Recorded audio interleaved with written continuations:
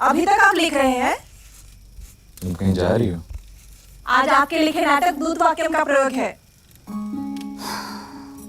वो तो होता ही रहता है। यदि आज मैं ना जाऊं तो लेखक को ऐसे भी पूछता कौन है आजकल। मुझसे अपनी प्रशंसा सुनना चाहते हैं? जैसे ही नगर की सुंदर सुंदर नर्तकियां, गणिकाएं, कुलवधुएं और मूर्ख प्रशंसक आपको घेर लेते हैं, आप मेरी ओर देखते कहाँ हैं? मूर्ख प्रशंसक? ये तुम मेरे साथ अन्याय कर रही हो। है कोई नगर में महाकवि भास की आलोचना करने वाला? जिसे देखो महान भास, भास महान है, यही कहते नहीं थकता। अरे आलोचना करने वाली से तो मेरा विवाह हो गया है, अब क्या करूं? और निंदा घर में लेकर आओ? नहीं, कोई झूठी प्रशंसक ले आइए जो दिन रात नाटक में डूबे रहने वाले की सेवा भी करे और तोते की तरह कहती भी रहे महान भास, महान भास। व्याकरण गलत है, तोता नहीं तोती का। अब रहने दो, तुम नाटककारों को मैं खूब जानती हूँ। जहाँ सुंदरी ने प्रशंसा के दो शब्द नहीं कहे, वहीं पिघल जाते हैं आप जैसे महान नाटककार। रसिक पुरुष भी तो करते हैं प्रशंसा। पुरुषों से प्रशंसा सुनने के लिए तड़प रहे हैं आप। वाद विवाद में कोई पत्नी से जीता है आज तक? आप नहीं जा रहे तो मैं भी नहीं जा रही। क्यों? प्रिया, तुम तो जानती हो कि मैं नाटक देखते समय कितने तनाव में रहता हूँ। पर मेरे कानों को तो अच्छा लगता है ना, जब सब कहते हैं देखो महाकवि भास की पत्नी। चलिए ना, आप नेपथ्य में रहिएगा या मतवाणी से देखिएगा, पर प्रयोग के बाद कुलवधुओं, अभिनेत्रियों और रूपा जीवाओं से जरा दूरी बनाकर रखिएगा। संसार के पालक भगवान विष्णु या संहारक शिव का भी यही हाल होता होगा लक्ष्मी और पार्वती के सामने। कुछ कहा आपने? नहीं तो।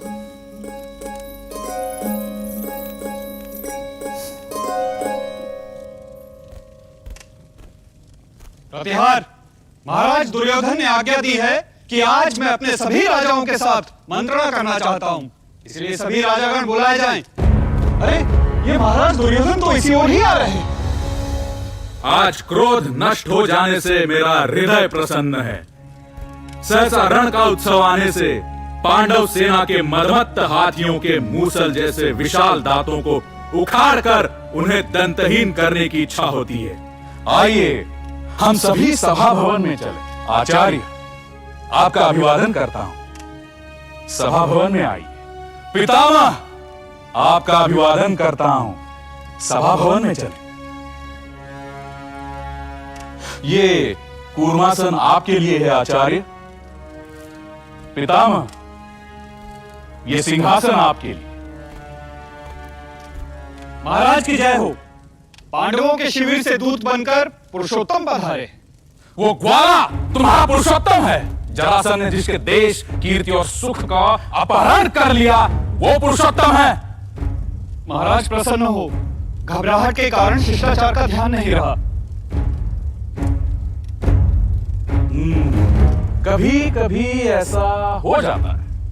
अब कहो, कौन आया है दूत बनकर? वही जिसका नाम केशव है। केशव, जल में बहने वाला मुर्दा। राजाओं, तो क्या कहते हैं आप लोग? अर्घ्य देकर उस केशव की पूजा करनी चाहिए? नहीं, यह मुझे अच्छा नहीं लगेगा।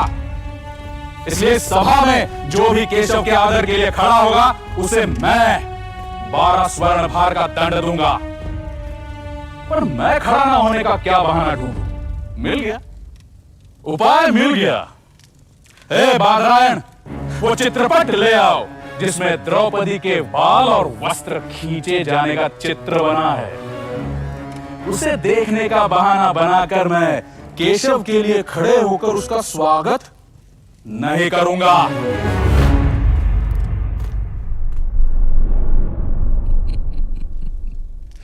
बादरायण, एक साधारण पक्षी के वाहन पर गर्व करने वाले उस दूत को बुलाओ।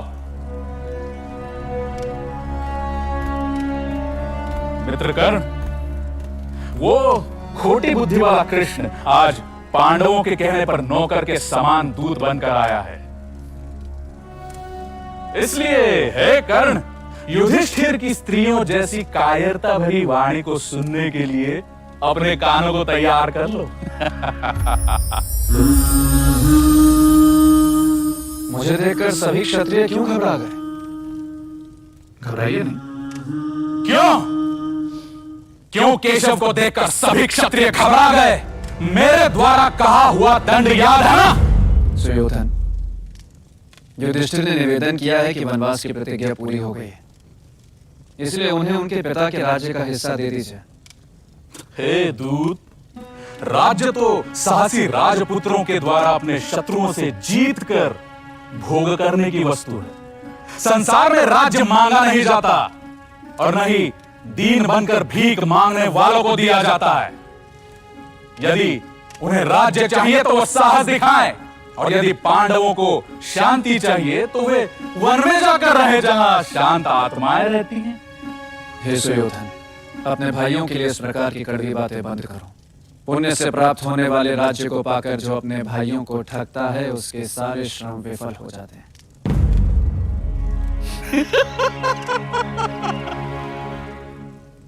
जब तुमने अपने बाप के साले राजा कंस के लिए दया नहीं दिखाई तो नित्य अपकार करने वाले पांडवों के लिए भला हम क्यों दया दिखाएं? हे धृतराष्ट्र के सपूत, तो मेरे कहने से अपने राज्य का आधा भाग पांडवों को दे दो, नहीं तो समुद्र बसना सारी पृथ्वी पांडव तुमसे छीन लेंगे। छीन लेंगे? कैसे छीन लेंगे? कठोर वाणी के प्रयोग में कुशल श्री कृष्ण, मैं तुम्हारे कहने से परंपरा में पाया स्वयं की वीरता से रक्षित और स्वशासित इस अपने राज्य का एक तिनका भी पांडवों के लिए देने वाला नहीं हूं। निश्चय ही तुम्हारे कारण ये सारे कुरुवंश का विनाश हो जाएगा।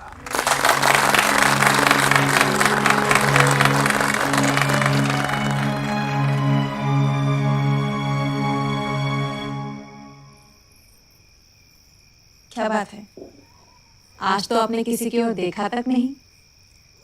सुंदरिया मुस्कुराहटें बिखेरती रही पर कोई काम नहीं हुआ। प्रशंसकों के बीच भी ज्यादा नहीं रुके। निर्देशक अभिनेता के साथ भी समय नहीं बिताया, न पान का आमंत्रण स्वीकार किया। नाट्य प्रयोग के बाद सीधे घर की ओर। एक नाटककार के साथ यह अनहोनी कैसे हो रही है? मन में एक साथ कई प्रश्न उठ रहे हैं रत्नाला। बकुला, देख जरा प्रदीप में तेल तो भरा हुआ है ना? ना है तो भर दे। बकुला, पहले भोजन। ठीक स्वामिनी।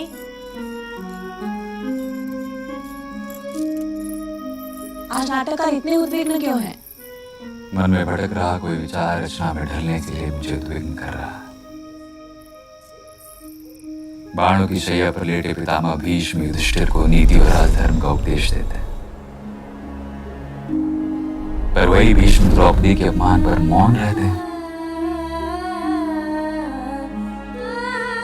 कुरुक्षेत्र में पूरे कुरुवंश का नाश कराने के बाद धृतराष्ट्र युधिष्ठिर को राजनीति का उपदेश देते हैं। हस्तिनापुर से वन में जा रहे धृतराष्ट्र से प्रजा दुर्योधन की प्रशंसा करती है। जो सभी धर्म से गिरे वो कर रहे हैं धर्म की बात। समझ नहीं आ रहा क्या है महाभारत में धर्म, क्या है महाभारत में राजधर्म। नए नाटक का नाम क्या रखा है? अभी तय नहीं किया है। शायद राजधर्म।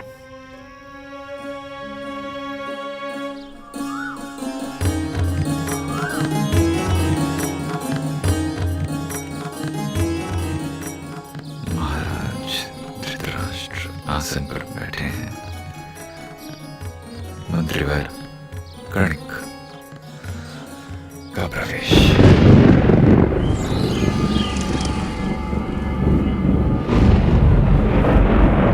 महाराज धृतराष्ट्र जय हो।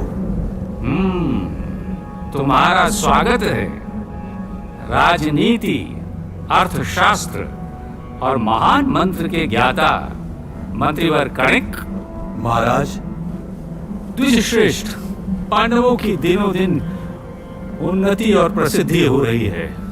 इससे मुझे ईर्ष्या हो रही है। अब मैं क्या करूं? पांडवों से संधि या विग्रह? महाराज, जो राजा सदा दंड देने के लिए तैयार रहता है, प्रजा उससे डरती है। इसलिए आप अपने सारे काम दंड से ही सिद्ध करें। जैसे कछुआ अपने सारे अंगों की रक्षा करता है, उसी प्रकार राजा अपने सारे अंग, अमात्य, राष्ट्र, दुर्ग, कोश, बल और सुहृद की रक्षा करें और अपनी कमजोरियों को छिपाए रखें। आप कोई काम शुरू करें तो उसे अधूरा ना छोड़ें, क्योंकि शरीर में गड़ा हुआ कांटा यदि टूटकर भीतर रह जाए तो वो बहुत दिनों तक मवाद देता रहता है। छोटी सी भी आग को ईंधन मिल जाए तो वो पूरे वन में आग लगा देती। ऐसे ही छोटा शत्रु भी बलवान की सहायता से विनाश कर सकता है। इसलिए राजा को अंधा बनने का अवसर आने पर अंधा बन जाना चाहिए। मैं समझा नहीं महाराज। समझो, जब कुछ न कर पाओ तो शत्रु के दोषों को मत देखो।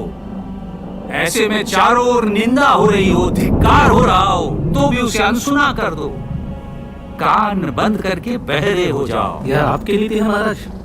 ये कर्णिक की कूटनीति है शकुनी। जब समय विपरीत हो तो धनुष को भी तिनका समझो और दीनहीन और लाचार बन जाओ। शिकारी की तरह ही झूठ मूठ नींद का बहाना करके सो जाओ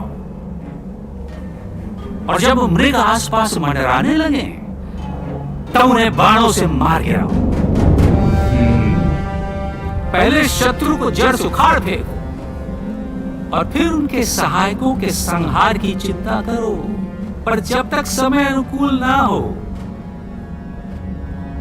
तब तक शत्रु को कंधे पे ढोना पड़े तो ढो, पर जैसे ही समय अनुकूल हो जाए तो उसे वैसे ही नष्ट कर दो जैसे घड़े को पत्थर पर पटकने पर वो टूटकर बिखर जाता है। कर्णिक, साम, दान, भेद और दंड से शत्रु का नाश कैसे किया जाता है, मुझे बताओ। डरपोक को डर दिखाकर, वीर से हाथ मिलाकर, लोभी को धन देकर, बराबर और कमजोर को पराक्रम से बस में करना चाहिए। पुत्र, मित्र, पिता, भाई, गुरु, कोई भी क्यों ना हो, यदि वो शत्रु की तरह व्यवहार करे तो उसे मार डालना चाहिए।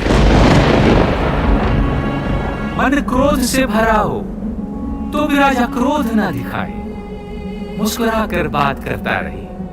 कभी क्रोध में दूसरे का तिरस्कार ना करे। शत्रु पर वार करने से पहले और वार करते समय भी उससे मीठे वचन बोले। शत्रु को मार कर भी उसके प्रति दया दिखाए, उसके लिए शोक प्रकट करे, आंसू बहाए। पांडवों की मृत्यु पर मैं शोक और आंसू तो बहा सकता हूं, पर प्रहार करते समय उनसे मीठे वचन नहीं बोल सकता था। शकुनी, सुयोधन को धैर्य सिखाओ। मैंने जो मंत्र कर्णिक से पाया है वो मैं तुम लोगों को दे रहा हूं। ध्यान से सुनो। धर्म के आचरण का ढोंग करने से घोर अपराध भी वैसे ही ढक जाता है जैसे पर्वत काले मेघों से ढक जाता है।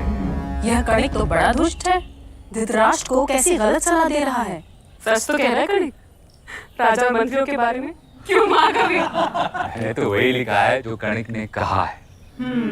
महाकवि अभी कवि धर्म नहीं, राजधर्म निभा रहे हैं। आगे बढ़ो आगे।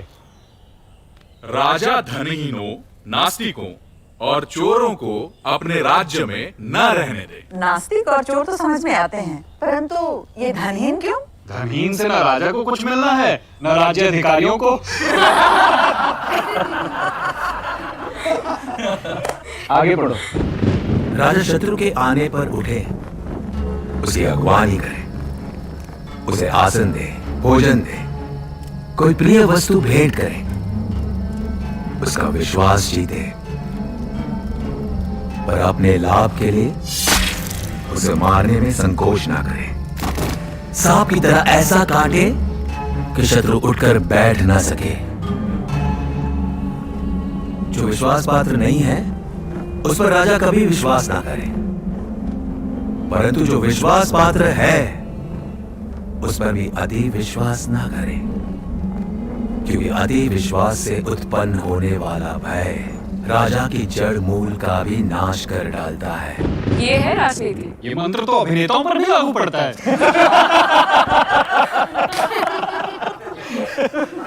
राजा और राज्य अधिकारी भी तो महान अभिनेता होते हैं।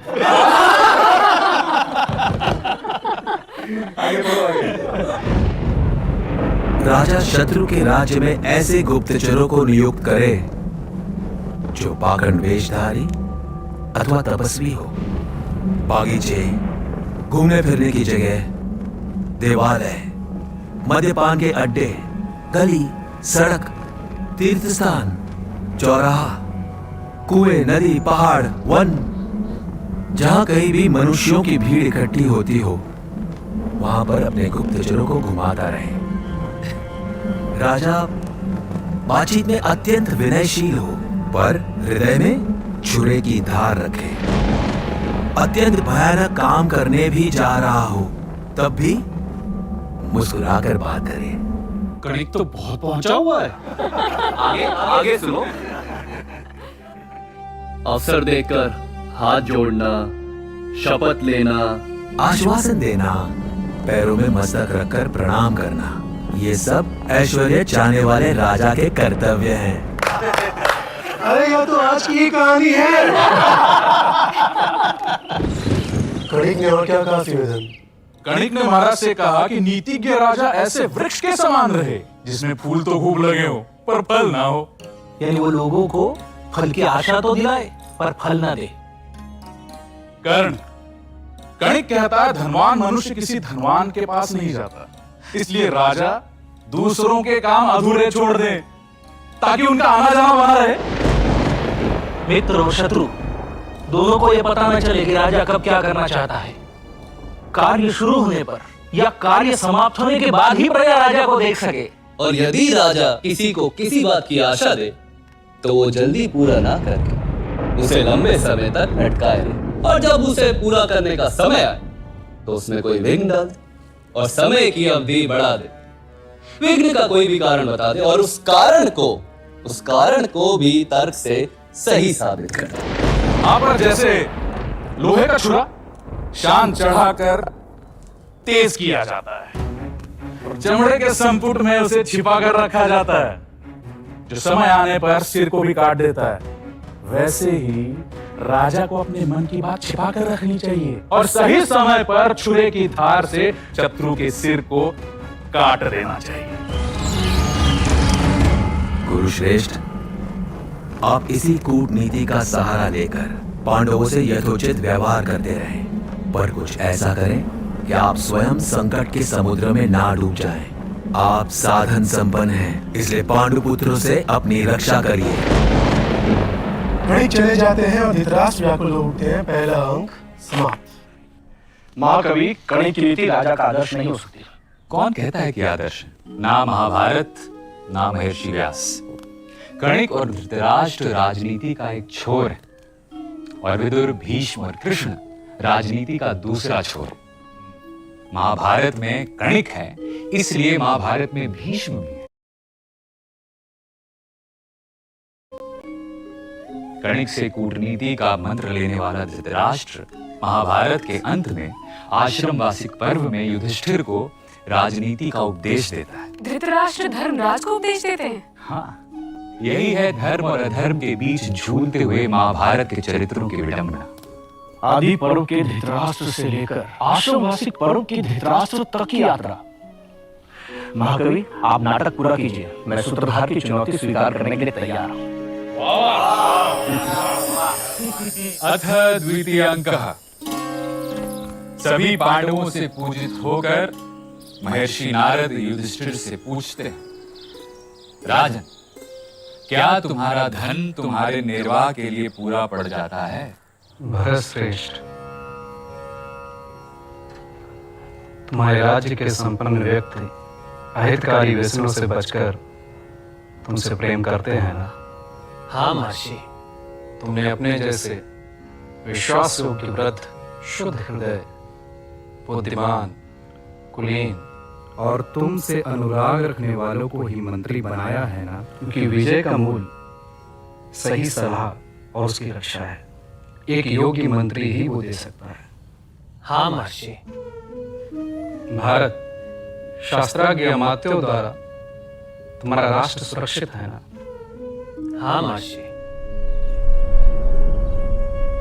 मंत्रणा 2 से 4 कानों तक गुप्त रहती है, 6 कानों तक पहुंचते ही फूट जाती है। इसलिए तुम एकाकी या अनेक लोगों के साथ बैठकर मंत्रणा तो नहीं करते? नहीं महर्षि। तुम्हारे राज्य के किसानों और मजदूरों का तुम ध्यान रखते हो ना? तुमने बार बार छोड़ते और वापस तो नहीं लेते। महान विकास के लिए सबका स्नेहपूर्ण सहयोग आवश्यक है। मैं उनका ध्यान रखता हूँ महर्षि। तुम अपनी सेना को भोजन और वेतन निर्धारित समय पर देते हो ना? हाँ महर्षि। जो उन्हें दिया जाना चाहिए उसमें देरी या कमी तो नहीं करते? नहीं महर्षि। जो राज्य के लिए प्राण देते हैं उनकी संतानों की रक्षा तुम करते हो या नहीं? करता हूँ महर्षि। भय से, संपत्ति खोने से अथवा तुमसे पराजित होकर शत्रु तुम्हारी शरण में आया हो तो भी तुम उसका पुत्र के समान पालन करते हो या नहीं? करता हूँ महर्षि। क्या सौराष्ट्र और शत्रु राष्ट्र में तुम्हारे अधिकारी घूम घूम कर जनता को अपने बस में कर लेने के उपाय करते हैं ना? हाँ महर्षि। ये रामायण के कच्चित सर्ग जैसा नहीं लगता, जहाँ चित्रकूट में श्री राम भरत से प्रश्न करने के बहाने उन्हें कर्तव्य का ध्यान दिलाते हैं। बिल्कुल ठीक कहा तुम। ये भारत की परंपरा है जहाँ ऋषि योगक्षेम पूछने के बहाने राजा को उसके कर्तव्यों का ध्यान दिलाते हैं। जहाँ महर्षि नारद युधिष्ठिर से वे प्रश्न करते हैं जो श्री राम ने भरत से कभी ना किए। और सुनाओ। सुनूंगी तभी तो सखियों को सुनाऊंगी। भारत, तुम्हारे सेवक पूर्वाह्न में तुमसे मद्यपान, द्यूत क्रीड़ा और युवती स्त्री आदि दुर्व्यसनों में तुम्हारा समय और धन नष्ट करने के लिए प्रस्ताव तो नहीं रखते? नहीं महर्षि। धर्मराज के सामने युवती का प्रस्ताव? चुप कर, आगे सुन। तुम्हारी आय व्यय के लेखक और गणक प्रतिदिन सुबह तुम्हारे समक्ष आय व्यय का हिसाब प्रस्तुत करते हैं ना? हाँ महर्षि। किन्हीं कार्यों में नियुक्त प्रौढ़, हितैषी और प्रिय कर्मचारी को उनके किसी अपराध की जांच किए बिना तो तुम उन्हें काम से अलग तो नहीं कर देते? नहीं महर्षि। क्या तुम्हारे जनपद के प्रत्येक गांव में बुद्धिमान, वीर, कर्मकुशल 5-5 पंच मिलकर जनहित का कार्य करते हैं? हाँ महर्षि। क्या गांव को भी नगर के समान सुरक्षा दी जाती है? क्या सभी प्रांत, नगर और गांव तुम्हें राज्य की कर देते हैं? हाँ महर्षि। तुम्हारे राज्य का रक्षा बल सिपाहियों को साथ में लेकर चोर और डाकुओं को पकड़ते हुए सुगम और दुर्गम नगरों में घूमते रहते हैं? हाँ महर्षि। क्या स्त्रियां तुम्हारे राज्य में पूरी तरह से सुरक्षित हैं? हाँ महर्षि। भारत, तुम प्रतिदिन मंत्रियों के साथ प्रजा से मिलकर उनकी समस्या का हल करते हो या नहीं? करता हूँ महर्षि। क्या तुम अपराधियों से यमराज और साधु पुरुषों से धर्मराज की तरह व्यवहार करते हो? हाँ महर्षि। कहीं ऐसा तो नहीं कि जो तुम्हारे पास कुछ मांगने आया हो तुम उसे आंख उठाकर भी नहीं देखते? नहीं महर्षि। तुम्हारे राष्ट्रवासी, नगरवासी एकजुट होकर तुम्हारा विरोध तो नहीं करते, शत्रु ने रिश्वत देके खरीद तो नहीं लिया ना? यानी प्रजा राजा के विरुद्ध एकजुट होती थी। वैदिक से वर्तमान तक भारत ने प्रजा के इस अधिकार की रक्षा की है। और राष्ट्र विरोधी तत्व प्रजा को रिश्वत देकर भड़काते भी होंगे। इसलिए महर्षि नारद प्रश्न कर रहे हैं, आगे क्या तुम्हारे मुख्य मुख्य भूमिपाल तुमसे प्रेम करते हैं ना? क्या तुमसे सम्मान पाकर वे तुम्हारे लिए आत्म बलिदान दे सकते हैं? हाँ महर्षि। भारत, तुम्हारे कर वसूल करने वाले अधिकारी व्यापारियों से ठीक ठीक कर वसूल करते हैं ना? हाँ महर्षि। व्यापारी बेचने के लिए उपयोगी वस्तुएं लाते हैं ना? तुम्हारे कर्मचारी उन व्यापारियों को छत से ढकते तो नहीं है ना? व्यापारियों का नगर और राष्ट्र में सम्मान होता है महर्षि। तुम्हारे राष्ट्र में मांगलिक उत्सव आदि होते हैं? हाँ महर्षि। शिल्पियों का वर्षा के 4 महीनों में निर्वाह हो सके उतना काम उन्हें दिया जाता है ना? हाँ महर्षि। आपके बताए हुए राजधर्म का मैं यथाशक्ति पालन करता हूँ। तो यह है सभा पर्व के लोकपाल सभाख्यान पर्व में महर्षि नारद द्वारा युधिष्ठिर को राजधर्म का उपदेश। कहाँ कणिक की कूटनीति और कहाँ महर्षि नारद की राजधर्म की व्याख्या, दोनों एक दूसरे के विपरीत। अपनी सत्ता को स्थिर रखने के लिए धृतराष्ट्र कणिक से सलाह लेते हैं और युधिष्ठिर नारद से सुशासन का पाठ सुनते हैं। ये है राजनीति की 2 धाराएं। महाकवि, आप इस नाटक को जल्दी पूरा करिए। मैं कौमुदी महोत्सव में इस नाटक को करना चाहूंगा। पर इस नाटक में स्त्री पात्र कहाँ है?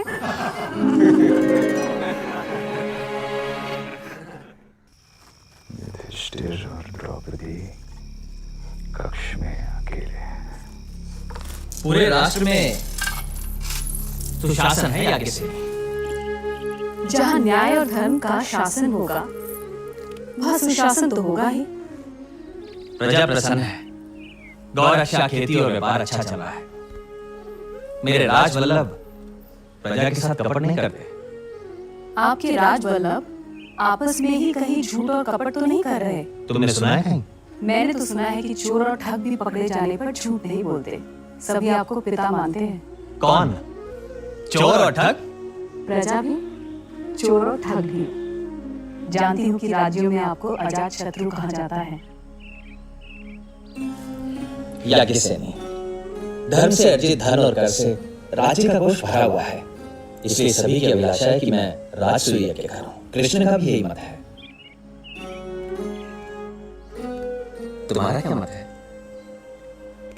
आपका संकल्प पूरा हो। आपका संकल्प पूरा हो। आपका संकल्प पूरा हो।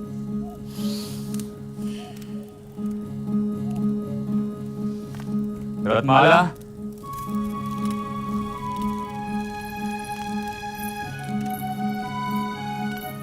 आप क्या समस्या आ गई? कहिए। मुझे समझ नहीं आ रहा कि मैं युधिष्ठिर के सुशासन को दुर्योधन के सुशासन से कैसे जोड़ूं। दुर्योधन का सुशासन? महाभारत काल के अनुसार दुर्योधन ने प्रजा से कभी कोई अनुचित व्यवहार नहीं किया। प्रजा दुर्योधन पर अपने पिता के समान विश्वास करती थी। उसके राज्य में तो सभी सुखी थे। उसे द्वेष था तो सिर्फ पांडवों से। चुनौती क्या है? कि मैं युधिष्ठिर के राजसूय यज्ञ से सीधे दुर्योधन के वैष्णव यज्ञ पर जाना चाहता हूँ। उस समय पांडव कहाँ थे? पांडव तो वनवास में थे, पर वैष्णव यज्ञ करने का कारण दुर्योधन की राजसूय यज्ञ करने की अभिलाषा थी। पर युधिष्ठिर और अपने पिता धृतराष्ट्र के जीवित होने के कारण वो राजसूय यज्ञ नहीं कर सकता था। इसलिए दुर्योधन के पुरोहित ने उसे राजसूय यज्ञ के समान ही महान वैष्णव यज्ञ करने की सलाह दी। कर्ण, शकुनि, दुशासन और उसके अन्य भाइयों ने भी पुरोहित का समर्थन किया और वैष्णव यज्ञ किया। आप महर्षि नारद द्वारा युधिष्ठिर को राजधर्म पर दिए गए उपदेश को भीष्म द्वारा युधिष्ठिर को राजधर्म पर दिए गए उपदेश से क्यों नहीं जोड़ते? एक और नारद, दूसरी ओर भीष्म, सीधे महाभारत के युद्ध के बाद।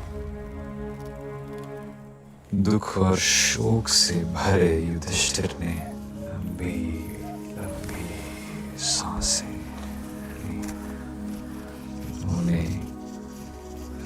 मुझसे कहा। अर्जुन, हम लोग वृष्णि वंशी और अंधक वंशी क्षत्रियों की नगरी द्वारिका में जाकर भीख मांगकर जी लेते, तो आज अपने ही कुटुंब को निर्वंश कर इस दुर्दशा में नहीं होते। हमारे कुल का विनाश देखकर हमारे शत्रुओं का मनोरथ तो पूरा हो गया।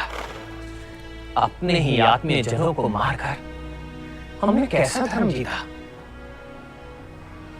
इस तुच्छ राज्य के लिए हमने लाखों माताओं के युवा पुत्रों को मार डाला। इस युद्ध से किसकी जीत हुई? ना हमारी, ना उनकी।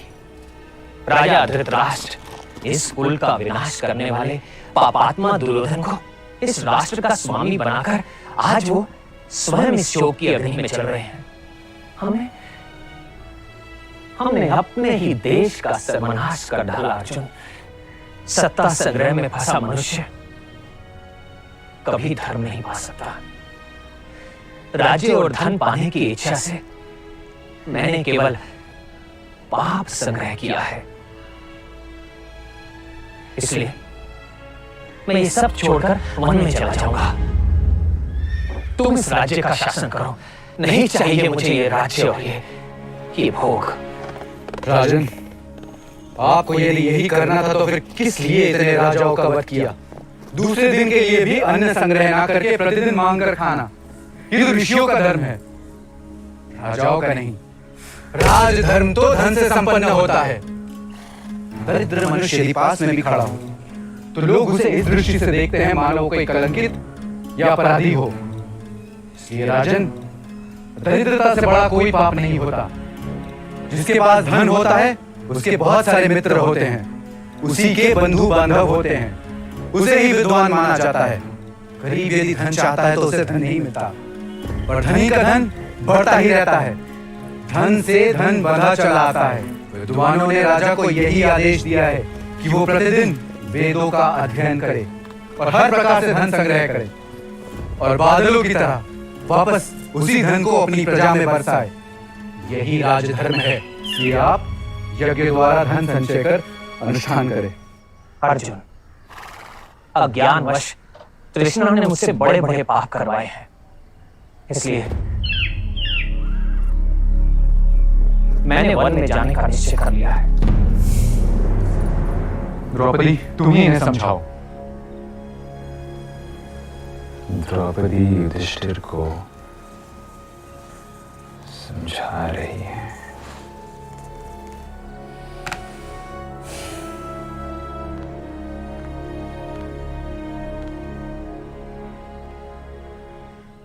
आपके बंधु आपके राज्य न करने का संकल्प सुनकर सूख गए हैं।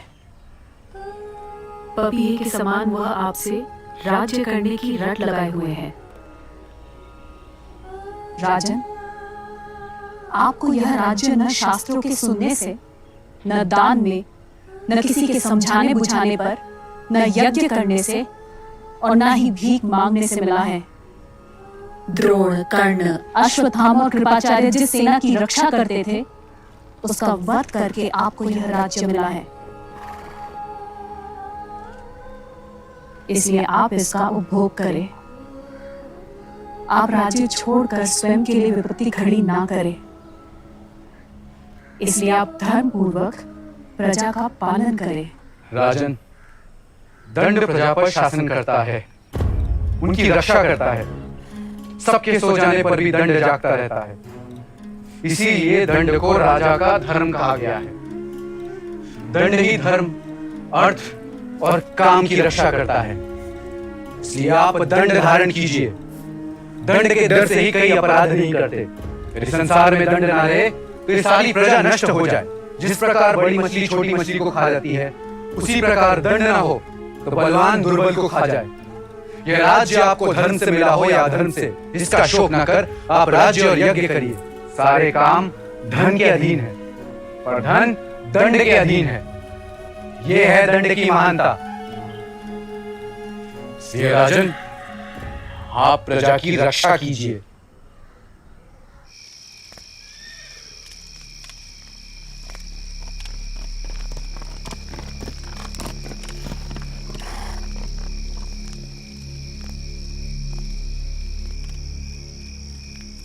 कुंती कुमार से क्या कहा महर्षि व्यास ने? महर्षि ने महाराज से कहा कि जो राजा अपनी प्रजा की आय का छठा भाग कर के रूप में लेकर भी राष्ट्र की रक्षा नहीं करता, प्रजा के चौथाई पाप का भागीदार होता है। महर्षि ने कई प्रकार से बड़े भैया को समझाया, पर वो तो शोक से शरीर त्याग देने को तैयार है। इस तरह भगवान कृष्ण, द्वैपायन व्यास, देवस्थान अर्जुन और बहुत से लोगों के समझाने पर युधिष्ठिर मान गए। फिर युधिष्ठिर का राज्य अभिषेक हुआ और उन्होंने अपने भाइयों को अलग अलग काम दिए। महाराज ने युवराज पद किसे दिया? भीमसेन को। और महात्मा विदुर को? महात्मा विदुर को मैंने मंत्रणा, कर्तव्य निश्चय और नीति संबंधी कार्यों के लिए नियुक्त किया है। वयोवृद्ध संजय को? राज्य की आय और व्यय, कौन सा काम हुआ है कौन सा नहीं, इसकी जिम्मेदारी मैंने वयोवृद्ध संजय को दी है। नकुल को? सेना की गणना, उनके भोजन वेतन और उनके काम की देखभाल मैंने नकुल को दी है। अर्जुन को? शत्रु देश पर आक्रमण और दुष्टों का दमन करने के लिए मैंने अर्जुन को नियुक्त किया है। और राजपुरोहित का पद? आचार्य धौम्य को और सहदेव को मेरी रक्षा का भार सौंपा है।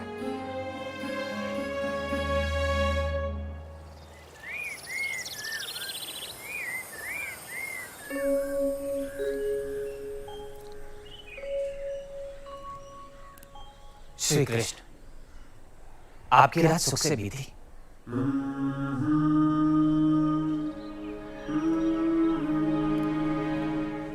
गोविंद, आप किसका ध्यान कर रहे हैं? राजन, बाणों की शैया पर पड़े हुए भीष्म मुझे याद कर रहे थे।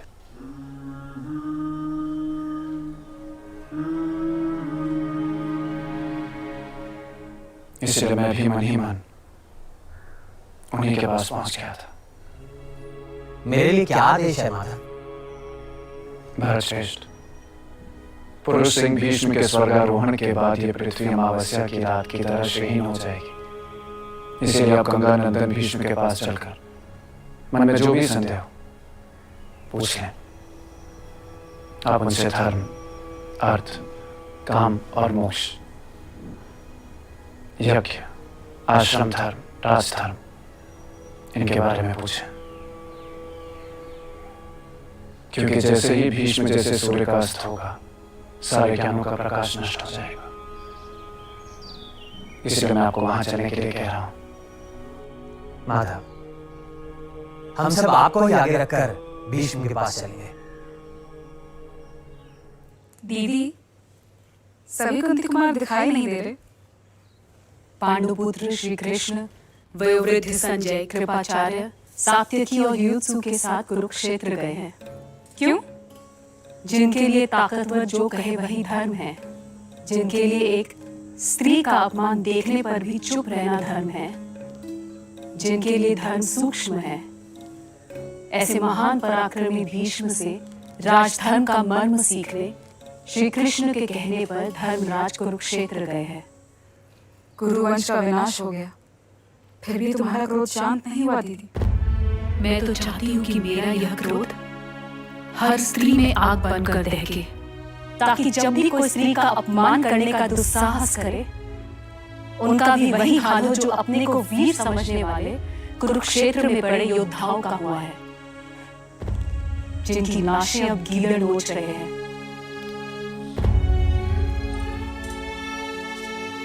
ना तुम्हारा अपमान होता और ना इतना बड़ा महाविनाश। मेरे अपमान में नहीं, उनके अहंकार ने उनका संहार कराया सुभद्रा। वे जो अपने को अजय समझते थे, नहीं जानते थे कि काल उनका आखेट करेगा। वीर थे पर मारे गए पशुओं की तरह। क्या नहीं जानते थे महाराज धृतराष्ट्र और पितामह कि स्त्री की रक्षा करना भी राजधर्म है? पर दोनों चुप रहे। तब धर्म चुप क्यों था?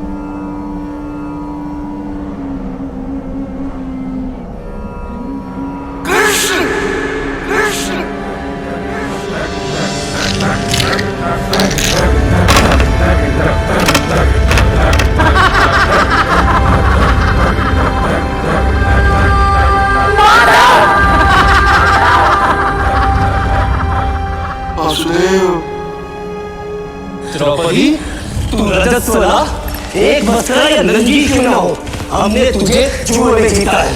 तू अब हमारी दासी हो चुकी है। चल।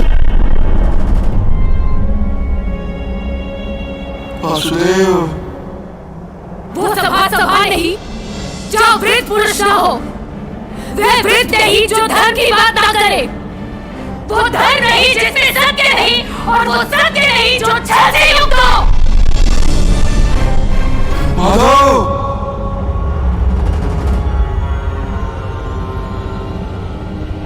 वासुदेव, माधव, कृष्ण, वासुदेव, माधव, गोविंद, गोविंद, गोविंद।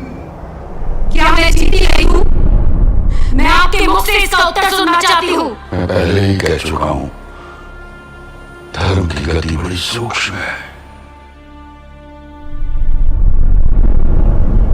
कृष्ण, संसार में बलवान जिसे धर्म कहता है, लोग उससे ही धर्म मान लेते हैं, और दुर्बल जिसे धर्म कहता है, वो बलवान के धर्म से दब जाता है।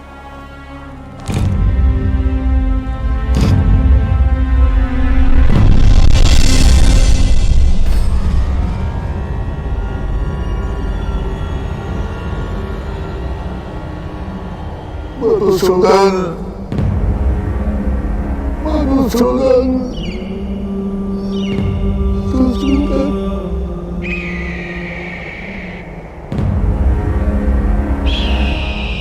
Mm-hmm.